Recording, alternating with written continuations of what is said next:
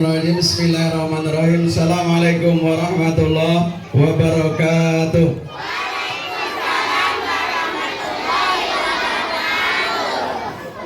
Yang terhormat Bapak Kepala Sekolah SD Negeri Jatinebaka 4, yang terhormat Bapak Ibu Guru beserta staf SD Negeri Jatinebaka 4 yang saya hormati, orang tua perwakilan dari masing-masing kelas yang saya muliakan, dan tidak lupa kepada Bapak dan Ibu tim dari Damkar Kota Bekasi yang saya hormati, anak-anakku sekalian dari kelas 1 sampai dengan kelas 6 yang Bapak cintai dan Bapak banggakan.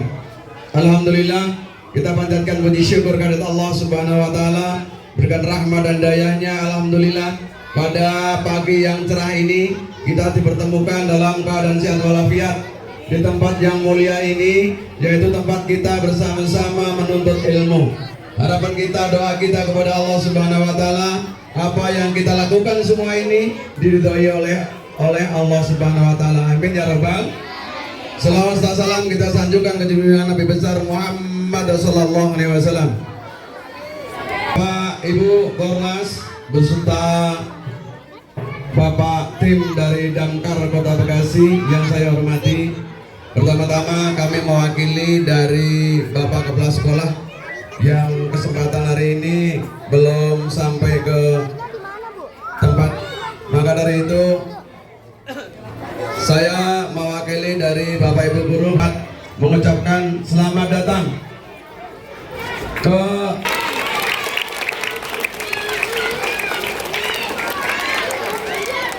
koordinator kelas yang diwakili oleh seluruh kelas 1 sampai dengan kelas 6, juga Bapak tim dari Damkar Kota Bekasi yang telah berkenan untuk membantu kami, sekolah kami, untuk mensosialisasikan dan mendukung kegiatan sekolah, yaitu untuk mitigasi bencana yang kemarin-kemarin sudah dilakukan. Hari ini yaitu mitigasi bencana tentang kebakaran. Ahlinya langsung kita datangkan, kita mohon bantuannya dari tim Damkar Kota Bekasi. Anak-anakku sekalian, nanti apa yang dilatih, apa yang diajarkan oleh Bapak tim dari Damkar Kota Bekasi, kalian simak, kalian perhatikan, dan nanti bila seperti yang Bapak sampaikan ada hal-hal yang tidak diinginkan berkaitan dengan kebakaran, kalian sudah siap, kita semua juga sudah siap, sehingga untuk mengantisipasi itu kita mendapatkan ilmu langsung dari beliau semua. Maka dari itu kami mewakili sekolah mengaturkan banyak terima kasih atas ilmu yang ditularkan kepada kami. Kami tidak bisa membalas, hanya Allah yang akan membalas lebih berlipat-lipat lagi. Juga dengan orang tua beserta didik, yaitu Korlas kelas 1 sampai kelas 6, terima kasih banyak atas dukungannya, kegiatan-kegiatan yang sudah dilakukan dari awal sampai nanti kita selesai. Terima kasih, kurang lebih mohon maaf. Assalamualaikum warahmatullahi wabarakatuh. Bapak, terima kasih. Terima kasih Pak. Assalamualaikum warahmatullahi wabarakatuh.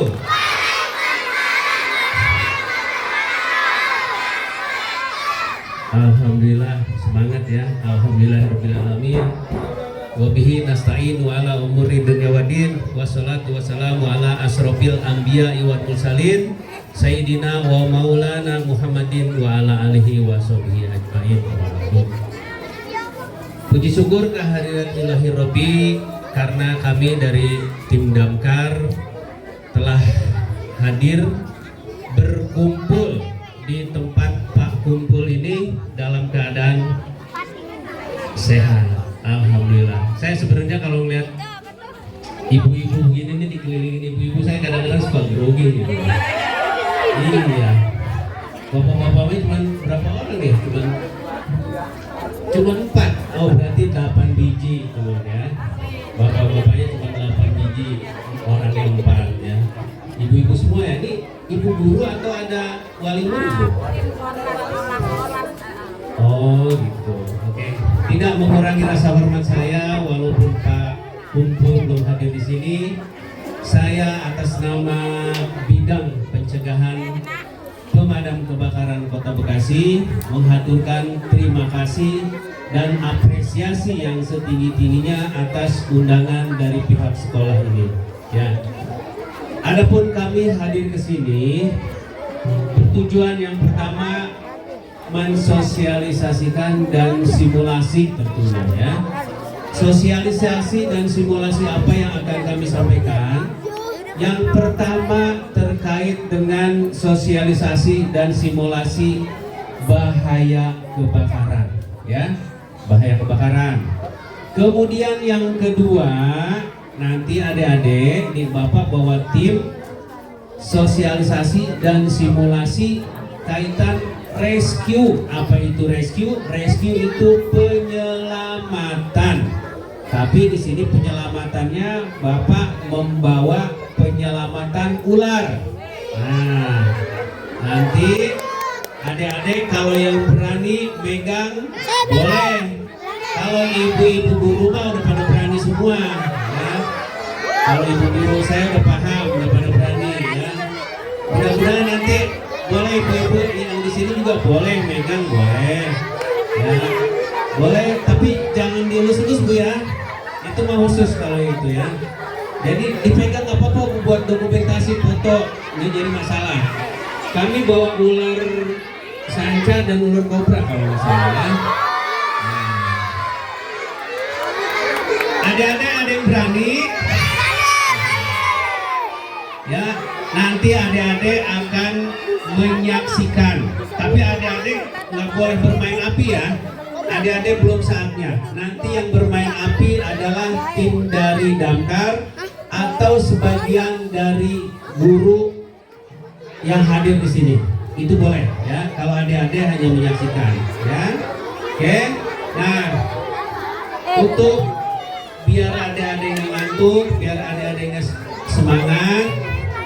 Bapak kan belum kenal ya. Belum kenal adik-adik semua ya. Begitupun adik-adik belum mengenal Bapak di sini ya. Perkenalkan, nama Bapak Agus. Ada yang namanya Agus nggak di sini? Agustus ini kan udah lewat. Agustus tahun depan makan cilok sama Bapak ya. Gratis. Makan cilok tahun depan. Soalnya sekarang Agustusnya udah lewat ya.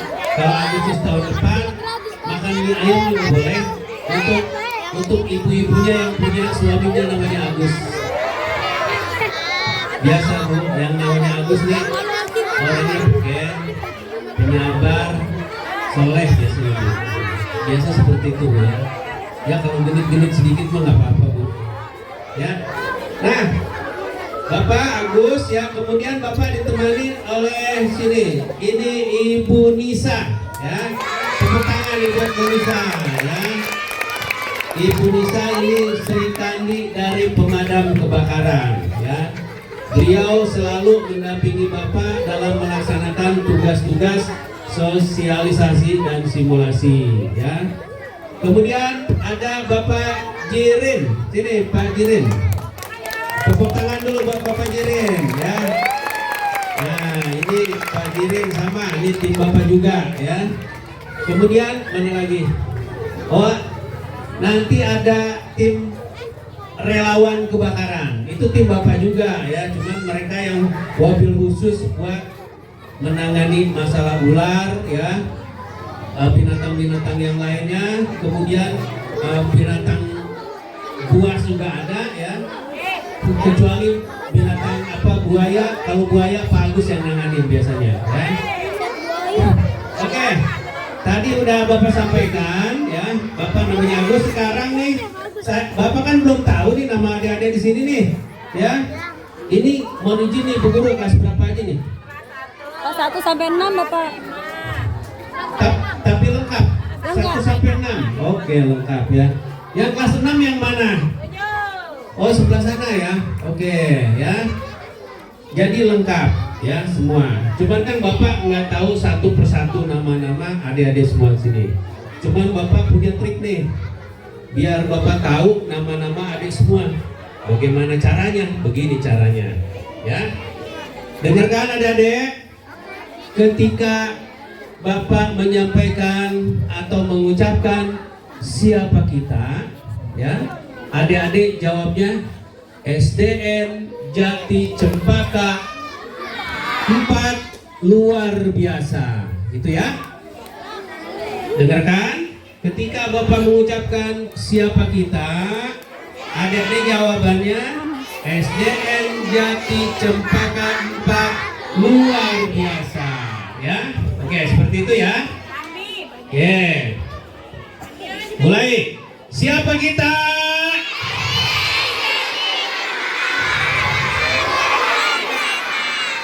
Tepuk tangan dulu ya. Waduh, semangat ya. Alhamdulillah.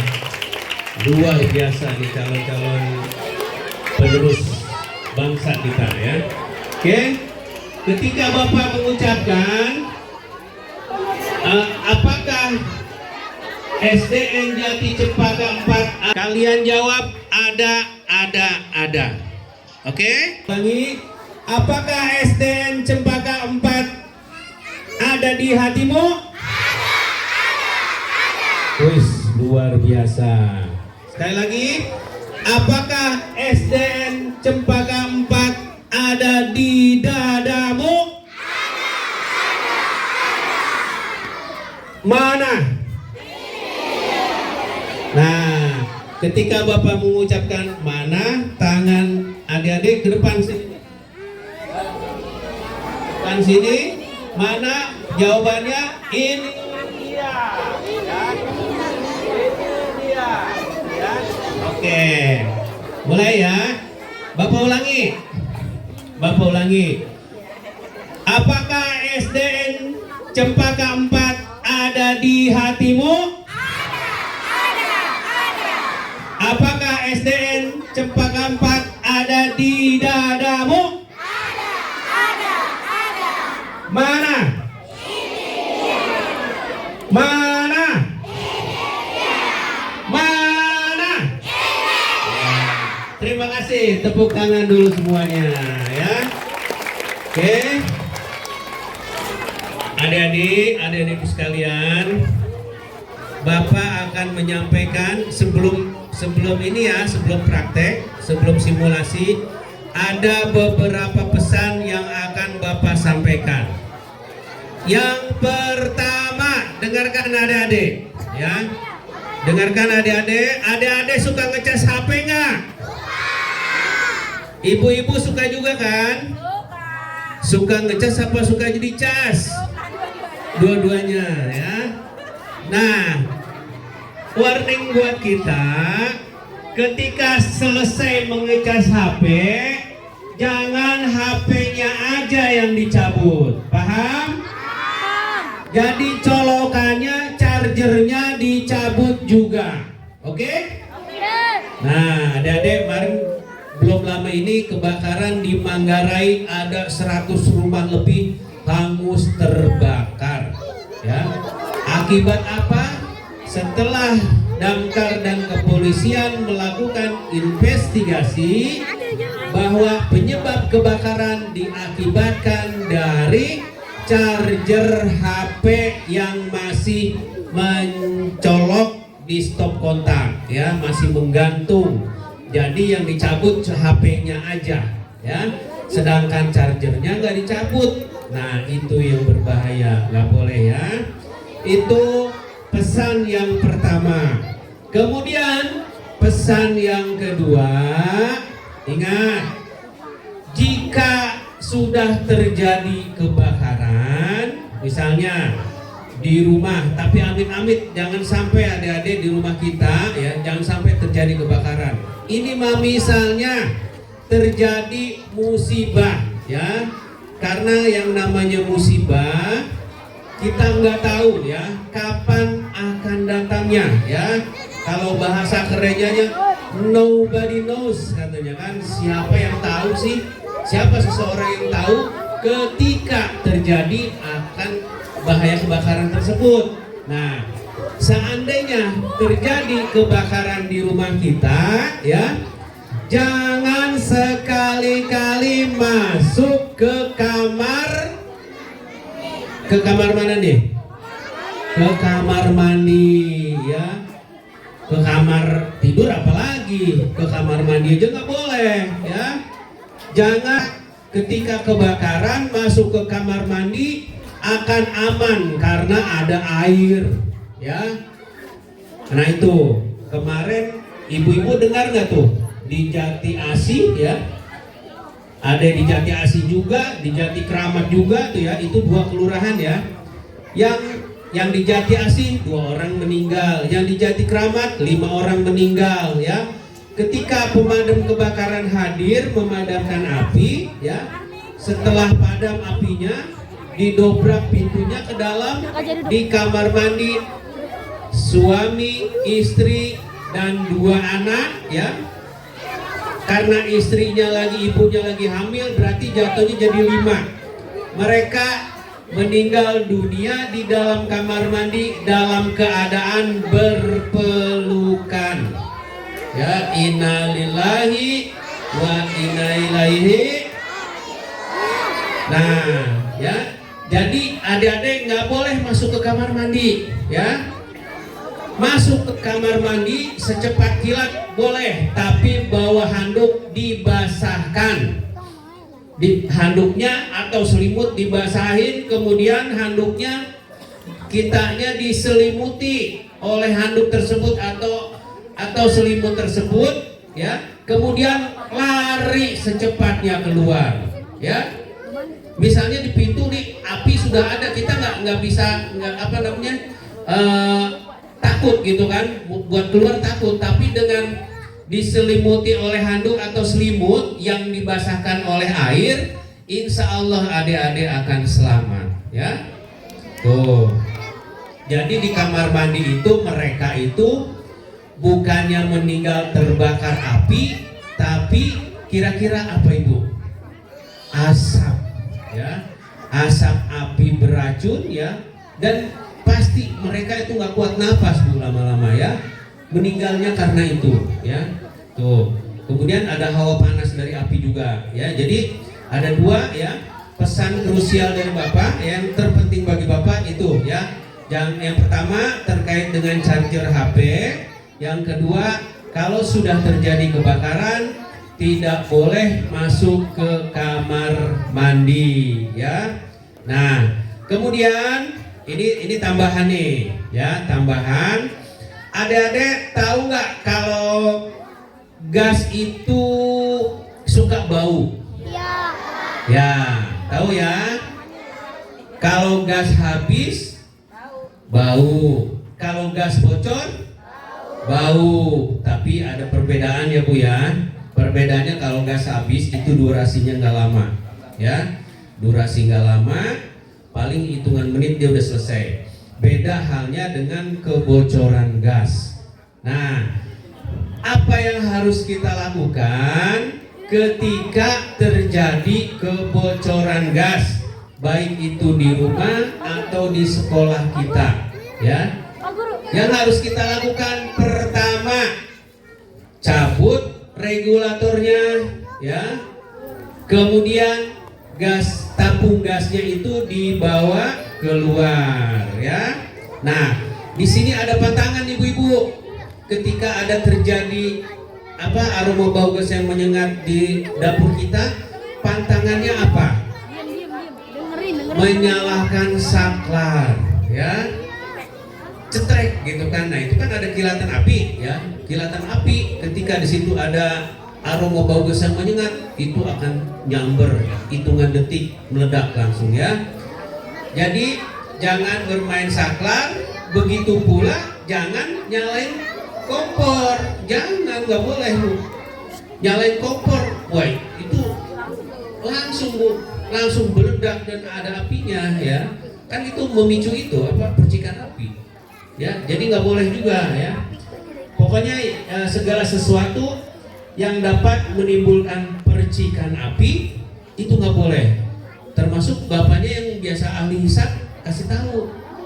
Jangan nyalain korek lagi mau ngerokok, jangan. Dikeluarkan dulu tabungnya, ya. Keluarkan tabungnya, kemudian pintunya dibuka lebar-lebar biar udara masuk, ya. Nah, seperti itu, ya. Oke, kemudian nah, terkait misalnya ada gempa bumi. Nah, dengerin adik-adik ya. Gempa bumi di Indonesia itu pada umumnya itu cuma dua jenis doang, dua jenis saja. Yang pertama gempa bumi vulkanik, ya. Yang kedua gempa bumi tektonik. Yang paling sering gempa bumi yang terjadi akibat tektonik, ya. Kalau vulkanik jarang karena kita khususnya Bekasi jauh dari gunung, ya. Kalau vulkanik biasanya yang dekat-dekat gunung, tapi kalau yang di luar gunung, jauh dari gunung biasanya tektonik, ya. Nah, apa yang harus kita lakukan? Adik-adik misalnya lagi belanja sama mamanya, misalnya di mall, ya, atau lagi di hotel di lantai berapa gitu kan. Terus adik-adik berasa tuh ada goyang-goyang gitu, ya. Goyang-goyang pengen jatuh, nah itu berarti ada gempa. Apa yang harus adik-adik lakukan? Secepatnya adik-adik keluar dari situ, ya. Keluar dari ruangan itu, cari halaman parkir, ya. Cari halaman parkir.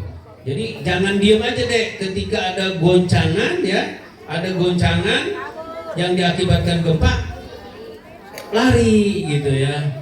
Cabut Pak Eko, cabut ya, lari gitu ya.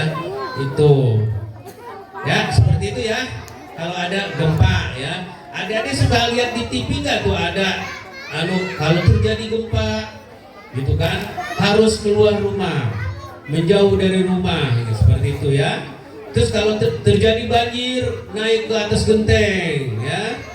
Nah, kalau untuk di Bekasi bencananya paling apa? Biasa rutin banjir, ya. Kalau untuk gempa insya Allah paling getarannya doang lah Bekasi mah, ya. Kalau untuk gempa sedahsyat itu insya Allah jangan sampai terjadi di kota Bekasi ini, ya. Amin ya robbal. Ada mau lihat ular dulu apa mau lihat praktek kebakaran dulu? Ular dulu. Ular ini.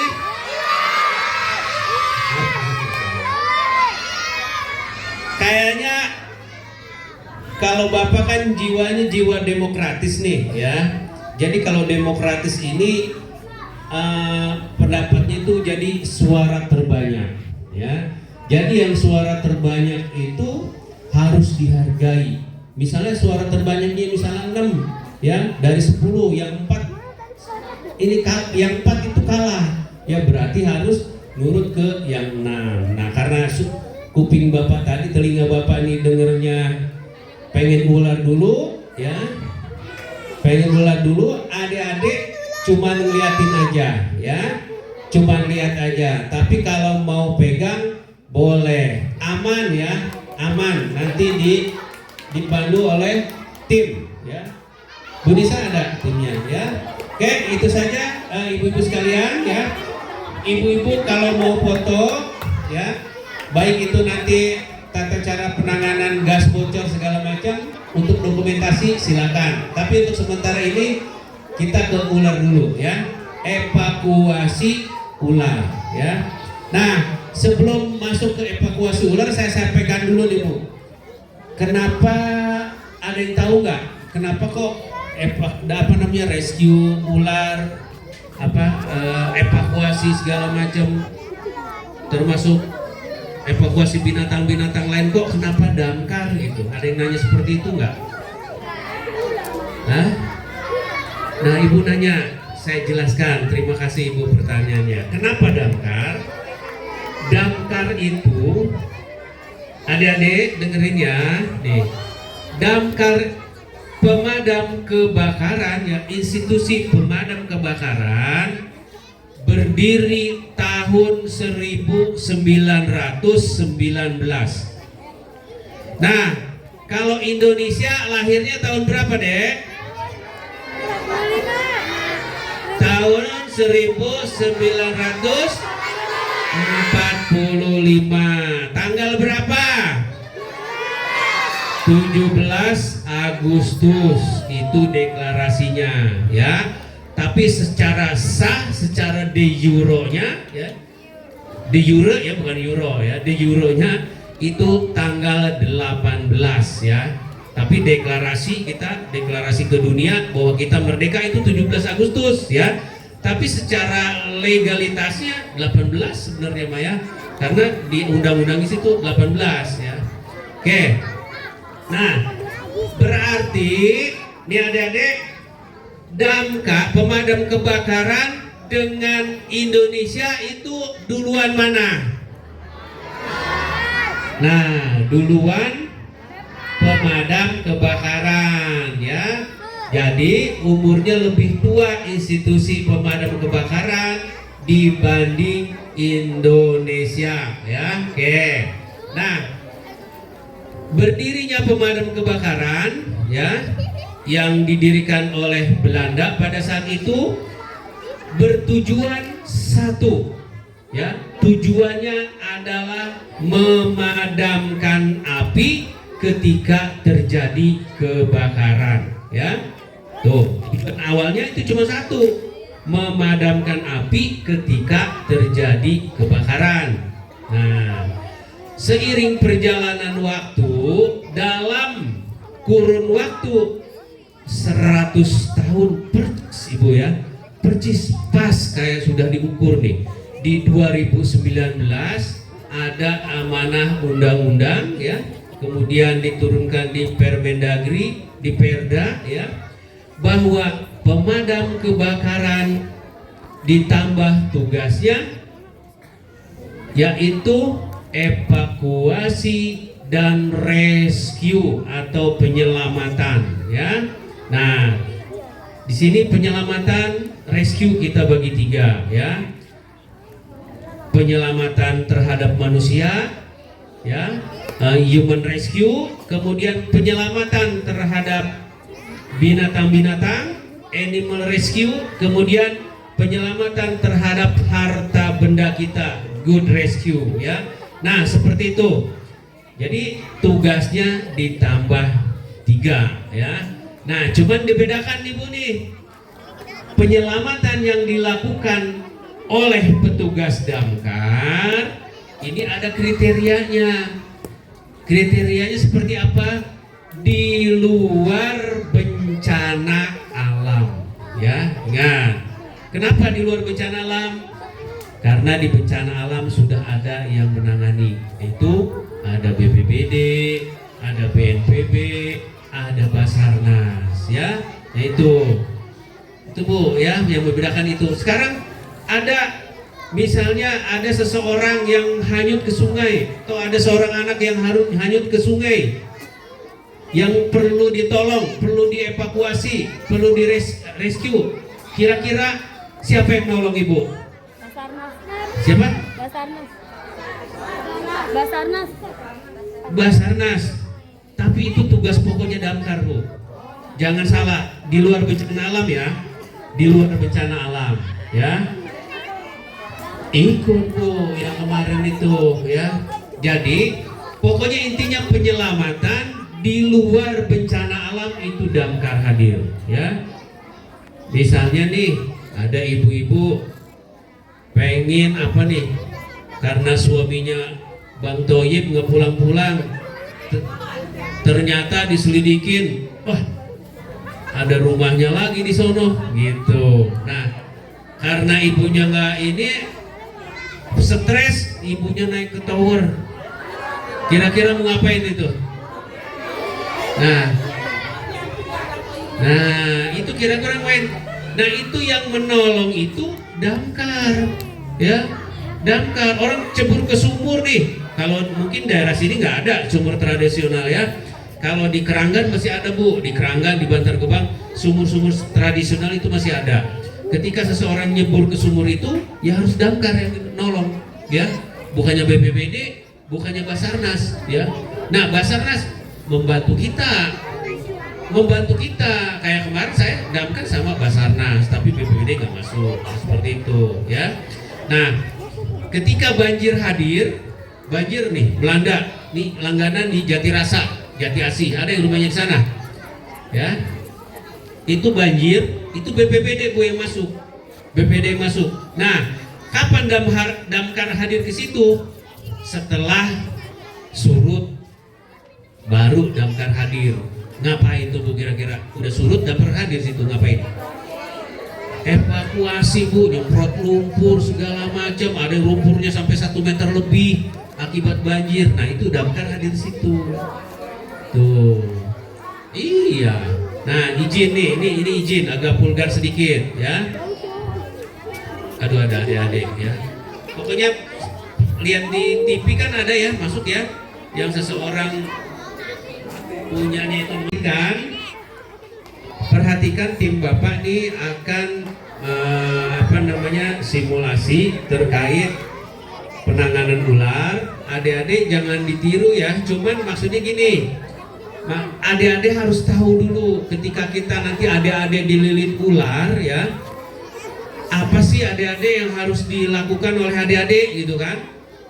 Jangan sampai adik-adik jadi korban ya. Karena kalau piton, kalau sudah melilit adik-adik, kita nggak bisa bergerak, ya, tulang kita nanti pada hancur. Nah, di situ tulang hancur, meninggal, baru ditelan, ya. Nah, kemudian untuk ibu-ibu, adik-adik juga sampaikan juga nih di rumah ke orang tuanya, ya, jaga kebersihan. Takutnya kalau ular itu takut dengan bau-bau yang seperti wipol, ya. Karbol, pol. Nah itu mitos, nanti ini disampaikan oleh tim ya. Nah itu saja ya.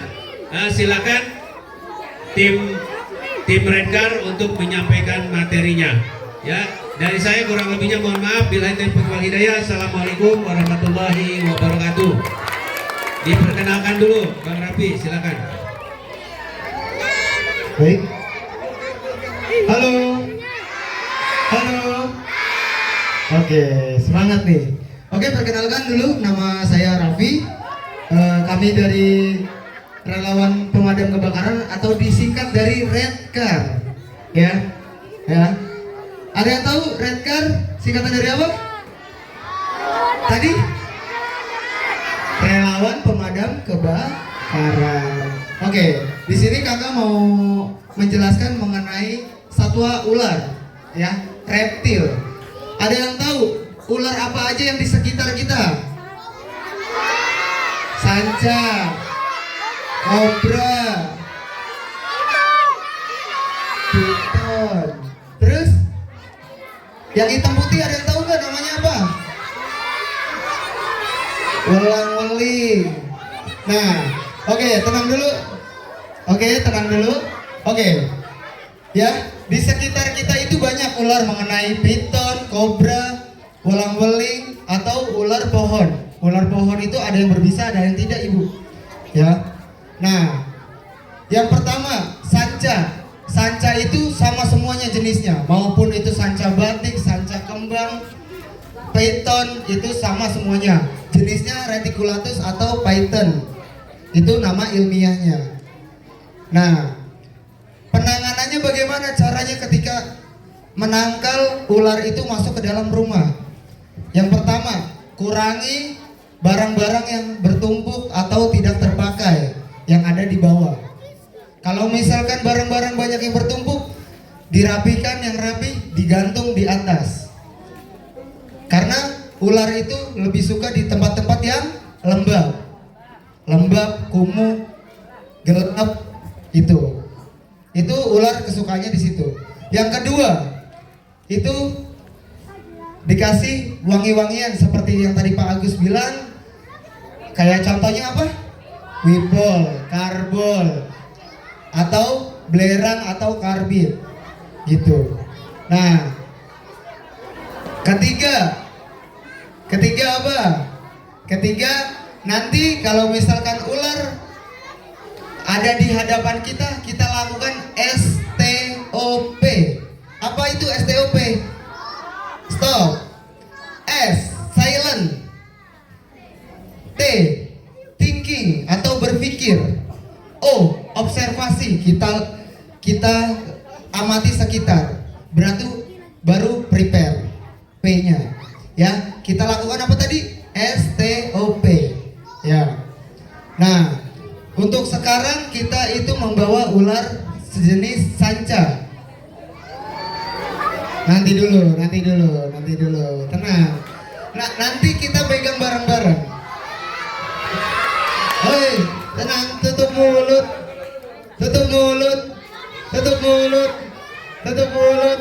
Oke, kita munduran dulu. Ayo, mundur dulu. Sama atau enggak?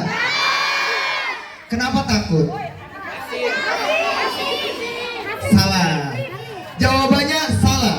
Itu adalah mitos. Kenapa kakak bisa bilang mitos? Karena ular itu bernapas menggunakan paru-paru.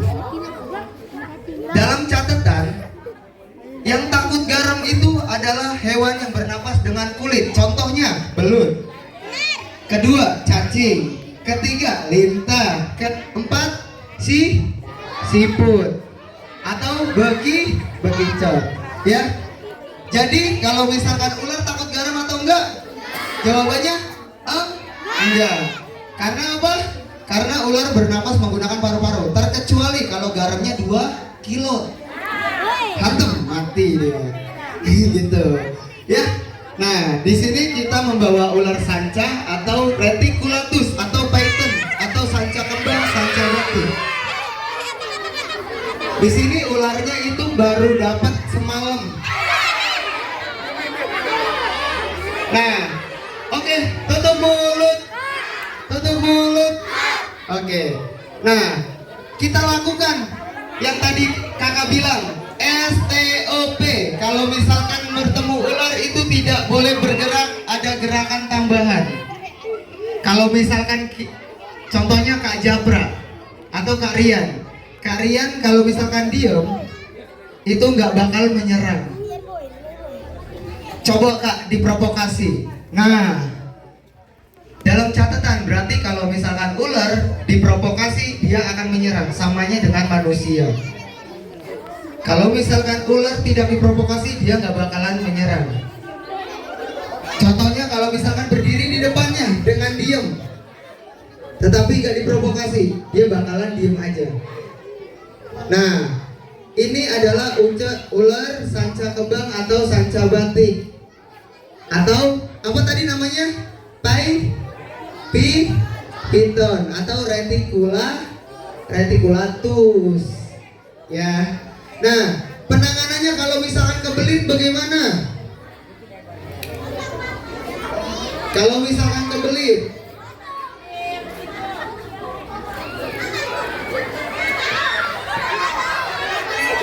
nah, contoh kalau misalkan terbelit ular python. Nah, hindari. Kalau misalkan ketemu ular python, hindari, atau kalau misalkan kelilit, hindari lilitan di leher. Nah, tetapi kalau misalkan di leher ada caranya. Ini caranya seperti ini. Akan dipraktekkan oleh Kak Rian.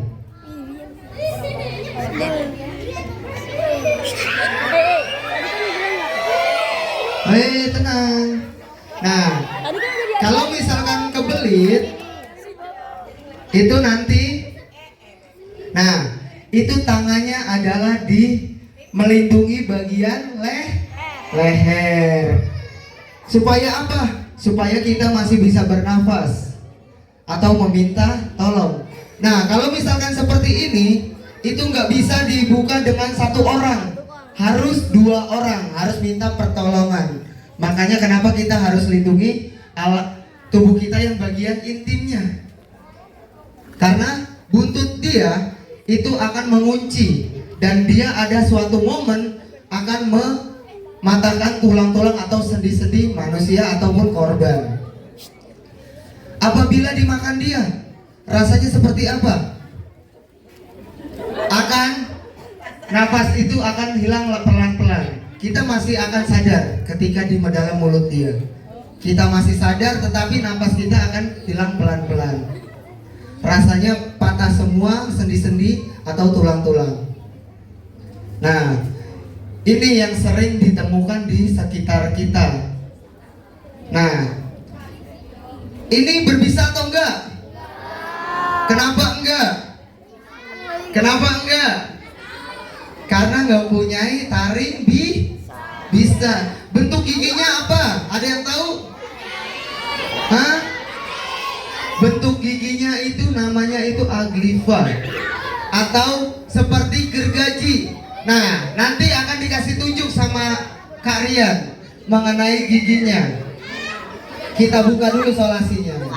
Tenang ya, jangan berisik. Nah, ini gigi ular python. Tolong kalian di.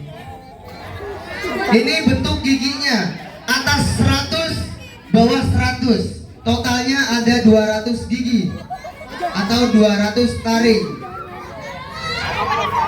Giginya gergaji. Oke, tenang, jangan berdiri, jangan berdiri, jangan berdiri, jangan berdiri. Tetap duduk, tetap duduk.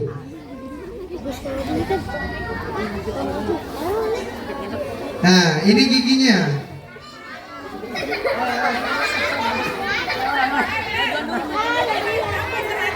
Nah, satu lagi. Ular itu punya kuping atau enggak? Punya kuping atau enggak? Betul. Ular itu enggak mempunyai kuping atau telinga. Kenapa? Karena dia berbeda spesies dengan kadal. Kalau kadal masih mempunyai kelenjar telinga. Dan ular mempunyai kelopak mata atau enggak? Punya kelopak mata atau enggak? Ayo, siapa yang berani jawab? Punya kelopak mata atau enggak? Jawabannya adalah enggak. Dia enggak mempunyai kelopak mata dan dia enggak bisa berkedip. 90% ular itu buta, rabun. 90%. Yang bisa dia lihat hanya adalah cahaya ultra. Merah, biru, itu yang bisa dia lihat. Dan di caranya ular jalan bagaimana? Dia mempunyai sensor. Sensornya itu ada di lidah. Lidahnya dia yang bercabang dua itu adalah sensor. Sensor panas, sensor getar, dan sensor penciuman. Itu lidahnya. Radiusnya berapa? Ada yang tahu radius sensornya dia? 2 apa? 2 kilo persegi. Sensornya dia itu 2 kilo persegi. Ya. Dan dia mempunyai sensor getar dari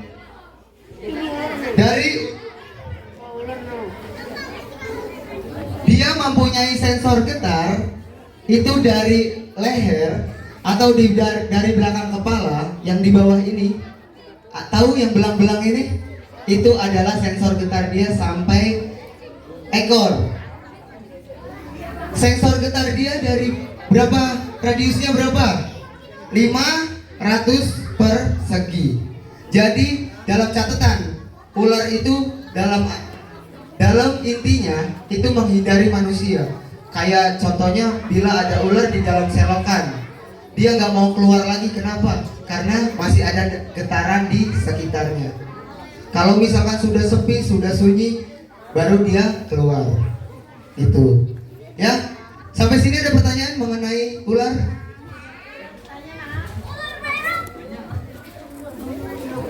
Ada yang mau bertanya?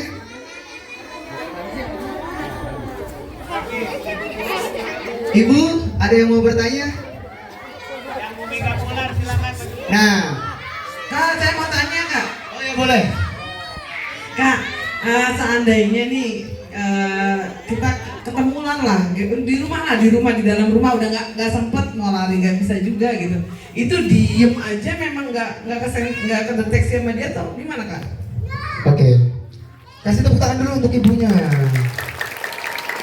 Oke. Apabila apabila ketemu ular di dalam rumah, kita apa yang harus kita lakukan? Satu, yang tadi saya bilang STOP. Kedua, kita amati ular itu. Jangan kita tinggal. Sekali-sekali jangan kita tinggal. Karena kenapa ketika kita tinggal? Yang dimaksud adalah getaran. Ketika kita tinggal, dia merasa sunyi, dia akan pergi.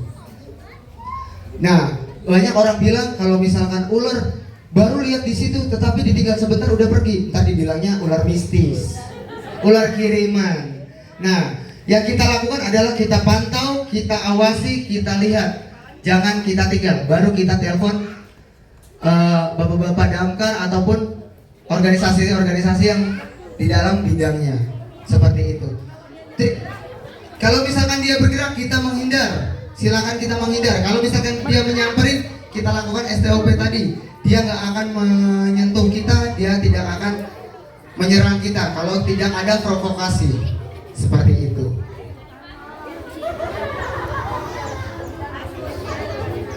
Nah, oke, saya butuh 3 orang atau 4 orang deh. Kita akan ada cepet banget. Oh, entar dulu, ada yang mau nanya dulu. Oke, nanya apa? Berdiri. Kenapa kulit ular begitu? Oke, kenapa kulit ular begitu? Nih, kulit ular itu seperti jenisnya dengan kuku kita. Samanya dengan jenis kuku kita, tetapi dia lebih tipis. Dan satu, dalam catatan, kulit ular itu memisah dengan dagingnya atau ototnya, nggak menyatu. Dia ada selaput. Nah, kulit ular dia itu contohnya kayak gini. Ini contohnya kayak berminyak gitu, seperti berminyak. Padahal enggak bu, kering, enggak basah atau enggak berminyak. Seperti itu. Terjawab? Oke. Ada yang mau tanya lagi? Oh ya, boleh.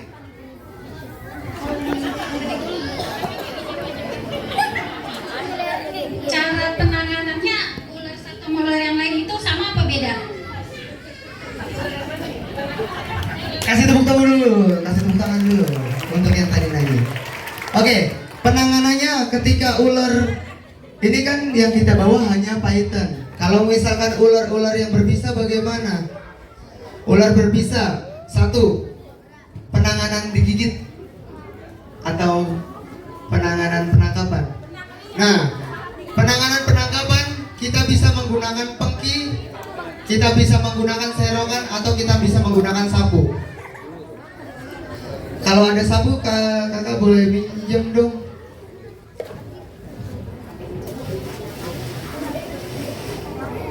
Balik lagi dengan mental atau dengan keberanian. Nih, akan dicontohkan, kita gunakan alat yang ada di sekitar kita. Kita awasi, kita masukkan ke dalam ember, dia akan masuk bu. Kita dorong, embernya kita tutup, kita tepuk-tepuk, dan dia akan masuk. Dan dia akan anteng. Ini ularnya terlalu besar ya, karena embernya terlalu kecil. Nah, betul. Sesuaikan dengan ularnya. Sesuaikan dengan ularnya. Ular itu kalau misalkan sudah di dalam ember seperti itu, dia nggak bakalan kemana-mana. Dengan catatan kalau misalkan, nah, kalau misalkan ini kan ularnya besar ya bu ya. Ini kan ularnya besar. Kalau misalkan ularnya kecil, tinggal didorong aja bu, menggunakan sapu, gak masalah. Tinggal didorong. Kita ambil. Kalau misalkan keberanian, sebenarnya ular ini tidak akan menyerang kalau misalkan tidak ganggu. Kalau misalkan kita ganggu, dia pasti bakal menyerang. Kalau misalkan itu tinggal disapu aja. Tinggal disapu aja bu. Nah, ada yang kita tadi bilang, saya butuh 4 orang, kalau enggak 3 orang deh. Dari orang dewasa aja, bahaya. Dari orang dewasa aja, dari dewan guru boleh, bapaknya atau ibunya, dari ibu-ibunya boleh. Saya butuh 4 orang. Ayo, silakan maju ibu.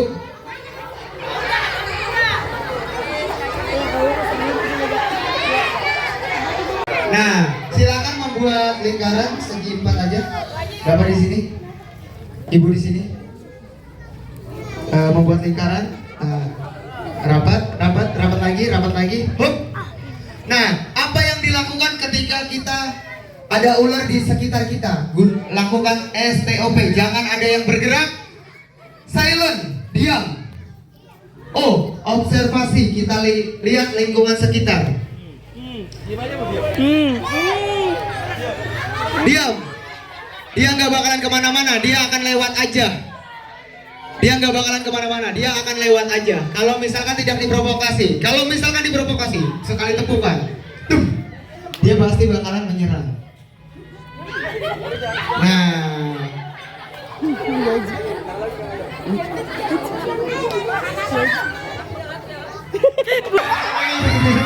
jangan gerak. Oke, kasih tepuk tangan dulu untuk ibunya dan bapaknya. Mau bertanya lagi mengenai ular? Kalau misalkan tidak, mana? Oke, silakan. Gimana ular jalan? Oke, ular itu nggak mempunyai daging, dia mempunyai otot. Dia hanya mempunyai otot.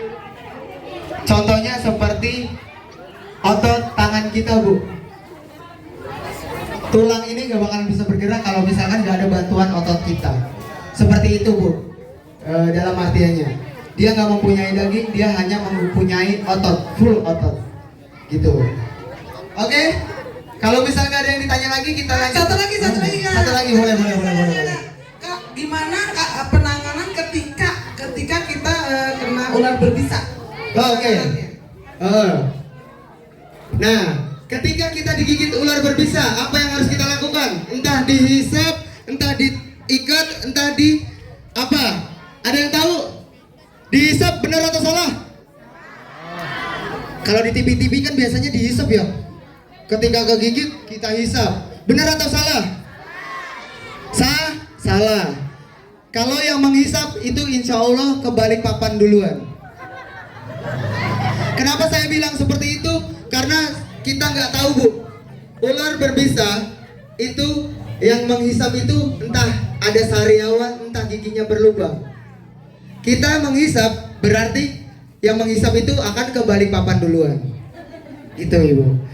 Yang kedua, ketika diikat, benar atau salah? Ketika diikat, benar. Jawabannya adalah salah. Kenapa salah? Karena satu, contoh. Oke, kita praktekkan ya. Kita praktekkan ketika kita simulasi ketika digigit ular, lalu diikat. Diangkat semua. Pergelangan itu kita tekan sekencang. Iya, di dekat tadi ataupun dimanapun kita akan kencang sekencang-kencangnya. Apa yang dirasakan? Satu, sakit. Kedua, gak ada peredaran darah yang mengalir. Dan kita lepas, pelan-pelan kita lepas. Adanya dorongan darah dari atas ke bawah. Nah, kenapa kita tidak boleh diikat? Karena satu, ketika kita diikat akan terjadinya korosis atau pembusukan. Misal contohnya kita kegigit di jempol. Kita kegigit di jempol, kita ikat di sini. Bisa ular itu akan muter-muter di sini saja, Bu. Dan kita bawa ke rumah sakit. Kita lepas ikatannya. Darah itu akan mendorong dan bisa itu akan naik secepat mungkin. Seperti itu. Nah, penanganan yang benar bagaimana? Itu dibidai. Dicontohkan oleh Karian dan Kak Rio. Penanganan yang benar itu kita bidai, kita sopak seperti patah tulang. Dengan catatan luka di bawah jantung atau paru-paru. Yang kita ikat itu adalah sopakannya ataupun bidayanya. 3 menit pertama kita observasi luka. 3 menit kedua kita lakukan pembidaian. 3 menit ketiga kita lakukan pemberangkatan ke rumah sakit. Rumah sakit yang selalu stok sabu. Apa itu sabu? Serum anti bisa ular. Di mana aja yang rumah sakit yang selalu stok sabu, serum, itu ada 4 Bu di Indonesia. Hanya ada 4 yang selalu stok. Yang pertama, rumah sakit PAD. Yang kedua, RS Polri. Yang ketiga, RS Suranti Saroso. Yang keempat, RS KKO. Itu hanya ada 4. Entah ada rumah sakit yang jujur, ada rumah sakit yang berbohong. Kenapa saya bilang jujur dan berbohong? Kalau misalkan dia jujur bilang ada, pasti langsung ada. Jadi dia bilang nggak ada, pasti nggak ada. Ada yang bilang ada, tetapi dia harus nunggu Bu. Harus mesen dulu ke rumah sakit 4 tersebut. Contohnya seperti abang kita atau rekanan kita, hanya ke Polres Kobra Bu. Hanya ke Polres Kobra di jari telunjuk. Jam 4 dia masuk rumah sakit dibilangnya ada serum anti bisa ular. Sampai jam 11 malam serum anti bisa ular itu baru ada. Alhasil bagaimana? Tangan jari itu nggak bisa nekuk Bu. Dia cacat sampai sekarang. Itu. Sampai sini ada yang bertanya lagi? Jadi penanganannya tadi seperti apa? Didai atau sopa. Seperti patah tulang. Oke, kalau misalnya nggak ada yang bertanya lagi, oke, boleh. Assalamualaikum. Di rumah kan biasanya bukan hanya ular aja, tapi biawak. Nah, bagaimana cara menangani biawak yang masuk ke dalam rumah? Makasih. Tepuk tangan dong. Kasih tepuk tangan dulu untuk ibunya. Kalau nggak cuma jenis ular yang masuk ke dalam rumah, adapun biawak. Nah, biawak itu takut dengan manusia Bu. Biawak kalau lewat kita giniin doang, dia pasti bakalan kabur. Apabila ketika masuk ke dalam rumah, apa yang harus kita lakukan? Kunci pintu atau kita pantau seperti ular. Kita lapor ke Bapak Damkar ataupun warga sekitar yang mengetahui cara penanganannya Bu. Seperti itu. Nah, kalau misalkan masuk ke kamar terus lagi keluar, kita hindarin Bu.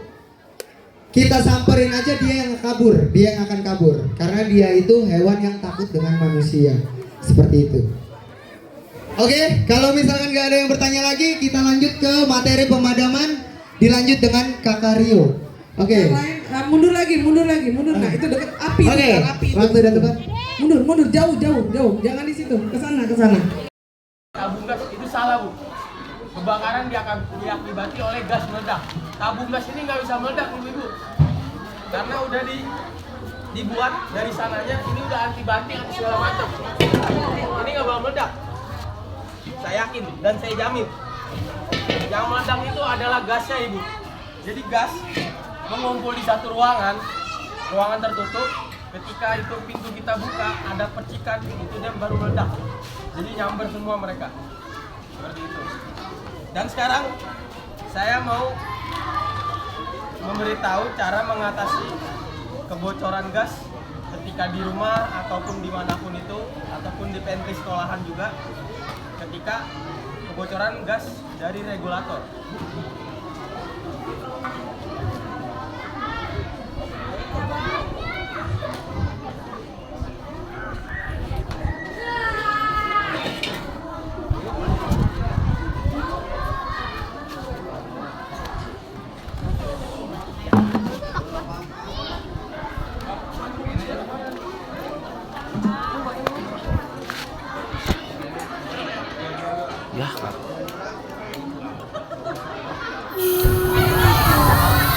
Nah, baik ibu-ibu, mungkin di rumah ibu-ibu sering terjadi seperti ini.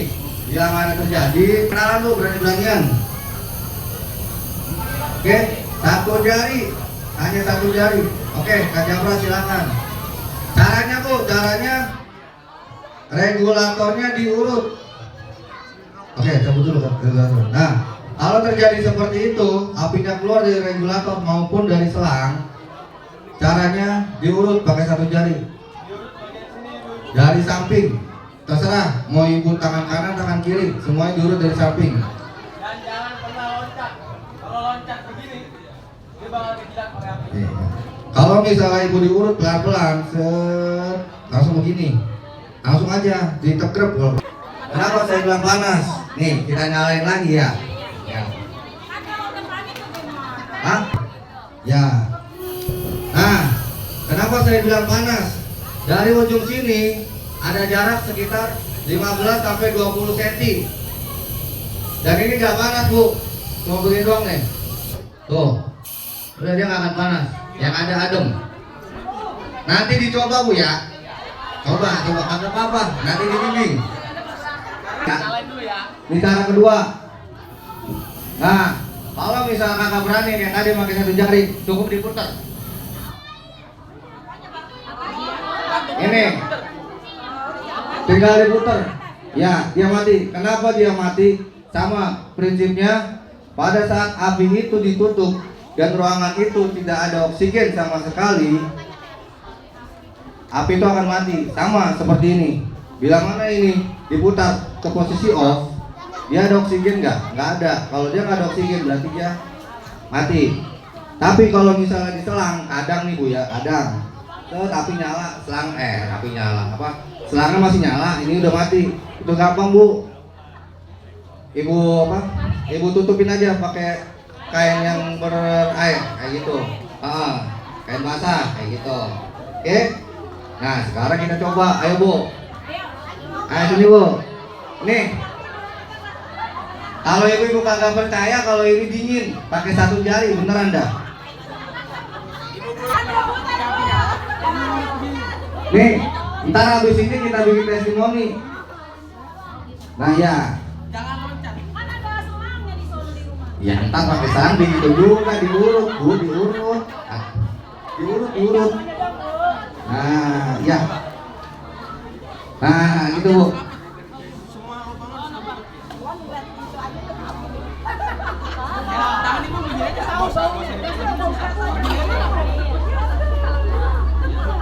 Nah, gitu. Ya. Ya. Oke. Ini. Nah, pakai apinya sini, Bu. Nah, udah. Nah, ini lagi nyoba ceritanya. Ya, tutup semuanya, Bu. Nah, ya. Ya, gitu. Nah, ya. Tapi nggak panas, Bang. Nggak panas. Jauh. Ini nggak panas.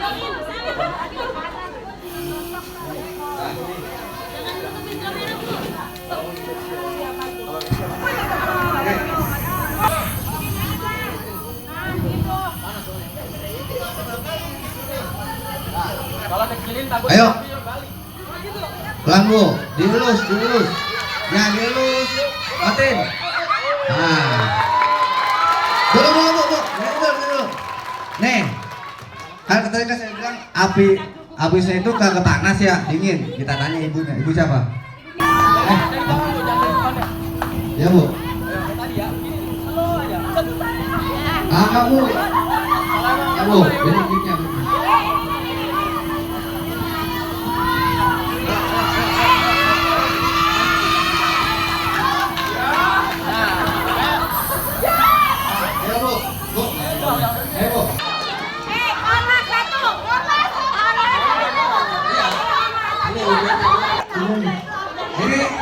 Ini yang kedua, Pak siapa? Pak siapa namanya? Nah, Pak Uda, kita tanya lagi. Ini kenapa Pak? Dingin.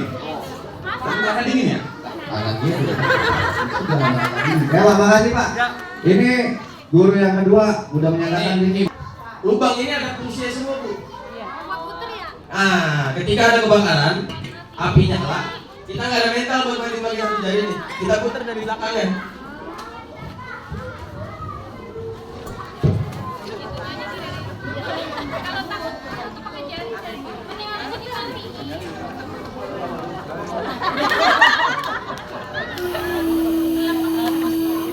Lepok dah dia langsung dah. Ini bisa api nyala nih, Mbak. Gak ada mental kita buat matiin dari depan. Pakai dua jari bisa begini.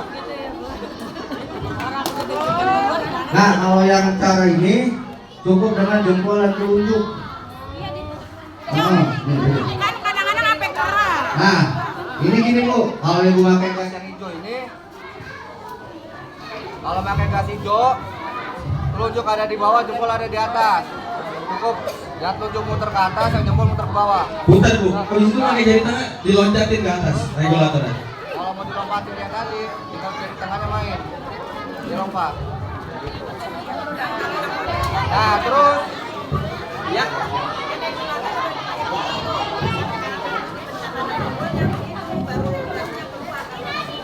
Tombol apa Bu? Dia otomatis mati Bu. Udah langsung ketutup. Dari regulator sendiri itu emang itu model yang bagus ini baru sekarang Bu. Nah, terus penanganan kalau misalnya di rumah ibu-ibu atau bapak-bapak kecium bau gas. Misalnya ibu naruh di kitchen set yang di dalam lemari. Caranya kalau udah cium bau gas, pertama kalau ibu habis pulang dari mana-mana udah kecium bau gas, jangan nyalain perangkat elektronik. Kalau ibu misalnya ruangannya gelap, misalnya malam nih ibu nih pulang, kalau mau nyalain senter atau Nggak ada yang jajan, nggak ada yang jajan. Masuk kembali, masuk kembali. Masih belajar. Bu Guru hitung sampai 3. 1. tapi dengan syarat HP itu harus mode pesawat, karena radiasi dari sinyal itu bisa bikin hawa panas juga Bu, dan bisa membersihkan api kayak gitu. Dan jangan menyalakan lampu-lampu, karena kalau ibu buka si saklar itu pada saat ibu nyalakan itu dari percikan kayak gitu. Oke, terus penempatan gas. Biasanya ibu-ibu kalau naruh gas, ini kepala, ini belakang ya, ini depan, ini belakang. Hadapnya kemana Bu? Ini tembok nih, ini tembok, ini pintu kitchen set. Hadapnya kemana? Kepala ke tembok apa belakang ke tembok? Keluar, itunya keluar. Apanya? Ini. Berarti begini. Ini. Ini. Ini tembok misalnya nih. Ini tembok. Membelakangi tembok. Ini kemari. Ya, berarti kan posisi begini. Nah, kalau misalnya posisi begini, coba kita berimajinasi, seandainya kata gas ini keluar api, ibu mau ngambil gasnya gimana? Mau ngambil gasnya gimana? Nah, maksudnya ini api kemarin Bu. Gosong mata, gosong. Makanya ini saran dari kami, bentuknya begini Bu. Tuh pada saat api keluar, ibu bisa buka. Kalau pakai gas yang hijau nih yang melon, bisa keluar begini, atau ibu bisa tarik. Karena kalau ibu melakukan cara dengan api, insya Allah ibu gosong. Tapi kalau berlawanan dengan api itu nggak akan nyerang. Kayak gitu, posisi begini. Dan naruh gasnya itu jangan dibawa kompor. Kan biasanya begini nih, ini kompor, ini gas. Ada jarak Bu. Ada yang nanya misal, kan selangnya pendek Pak. Kagak ada selang yang pendek Bu. Minimal selang gas itu 2 sampai 2,5 meter. Ibu bisa taruhnya jauh. Ada jarak yang penting dari kompor, biar tidak cepat perambatannya. Nah, di jarak, ya di jarak ibu, biar nggak cepat perambatannya, kayak gitu. Oke, ada yang mau ditanya lagi Bu dari gas?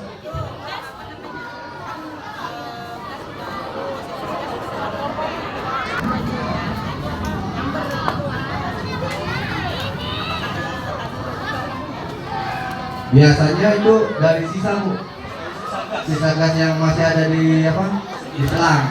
Kalau kayak gitu langsung cabut aja regulatornya nggak apa-apa. Tapi kalau misalnya pakai regulator yang ada knopnya itu, dia biasanya mati sendiri dan sendiri kayak gitu. Ya kayak gitu aja. Dan ini pesan Bu ya, kalau ibu mau meninggalkan rumah lebih dari 2 atau 3 jam, saran dari kami gasnya dicabut regulatornya untuk antisipasi Bu, kayak gitu. Kan kagak mau ibu lagi pergi ke mall 3 jam tiba-tiba rumah ibu kagak ada ya. Oke, baik, itu untuk gas di perkantoran, di gedung-gedung yang bertingkat, biasanya untuk fasilitas umum, fasilitas sosial. Oke, dan apa ini, yang ini isinya powder, ini bukan kayak tepung Bu. Tepung diberi tekanan.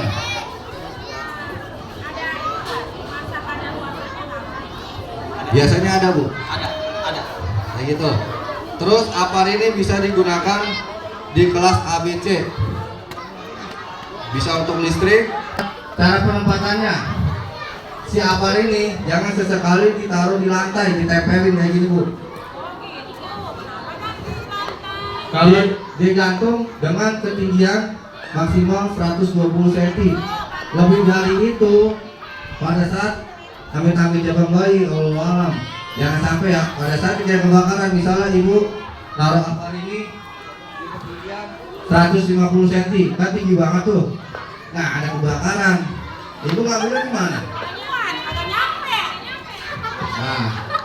Nah, untuk adik-adik ini nanti kalau udah ke rumah bilang sama ibu, sama mamanya, sama orang tuanya, naruh ini di ketinggian 120 cm, paling tinggi, paling rendahnya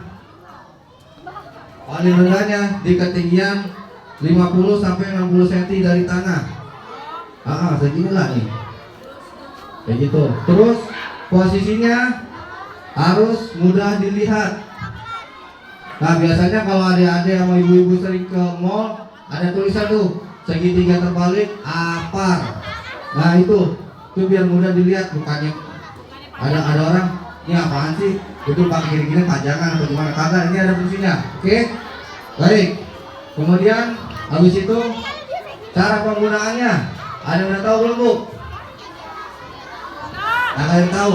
Nah, adik-adik liatin, nanti kalau orang tuanya nggak ada di sini nanti dikasih tahu ya.